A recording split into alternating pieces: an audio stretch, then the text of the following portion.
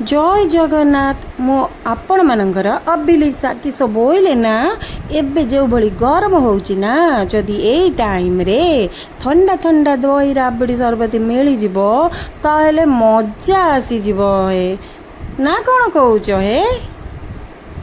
तो डेरी न करी आसंतु बनेबा बिना केमिकल रे घरे बसी बसी दही राबड़ी सरबत। तो प्रथमे किस बोइले राबड़ी बनैबा पाई हमकु चीनी को कैरामेलाइज करबा को पड़िबो है। चीनी ब्राउन हैला परे सेतिरे मिल्क 1 लिटर पकई भल भाबरे गोळेई गोळेई जेपरि अधा न होई जाईची क्षीर से जाए हमकु गोळेबा को पड़िबो है। धीमा आंच रे बसैथिबे।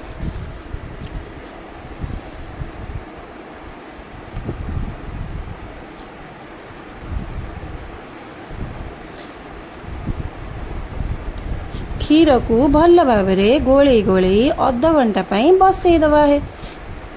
क्षीर अदा हो गला परे प्रस्तुत हो गला आमर राबड़ी है। हेले किंतु किस बोइले ना मते तो राबड़ी बनैबार नथिला है मते तो बनैबार थिला दही राबड़ी लस्सी सर्व।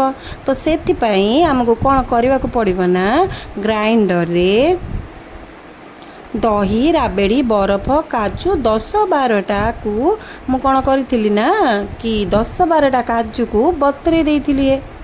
तापरे छेना और नड़िया पकई ग्राइंडर कर देइथिली है।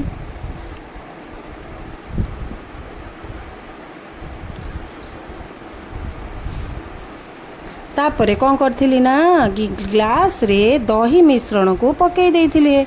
उपरु सजेबा पाई कौन करथिली ना किस बोइले कौन करथिली जानिच कि हे मु कौन करथिली ना उपरु नड़िया छेना राबड़ी और फाड़ काजू को पकेकी सजे देइथिली है।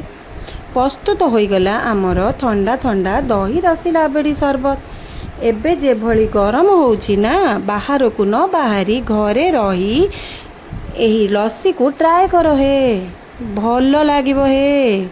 किंतु गोटे कथा है भल लगुथिले मो वीडियो को लाइक कमेंट शेयर और सब्सक्राइब करने को भूलिबेनी है। रिक्वेस्ट करुच्ची सांग माने मो वीडियोटा को पूरा देखिए स्किप करिवेनी। तो रहुची भाई माने जय जगन्नाथ।